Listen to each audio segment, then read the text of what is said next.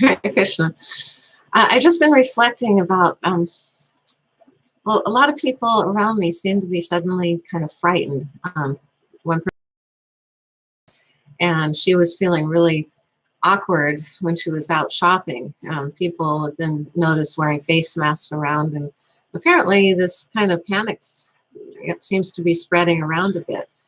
And I just like to give some people, if they haven't been living their lives exactly the way, like as an apprentice of Srila Prabhupada. In other words, if they've just been living their life of taking the path of least resistance and basically not noticing the little times when Krishna is calling for them to do, to do some service, which I would call ignoring, just ignoring the little signs that Krishna gives you, a chance that you could wake up here. And if you're ignoring, that really means that it's ignorance. And so I would say that this time in history is a really good time not to fall into this ignorance. Really start noticing if Krishna's giving you a sign on something, and wake up, look at it. One lady that I was talking to was having a really hard time making decisions.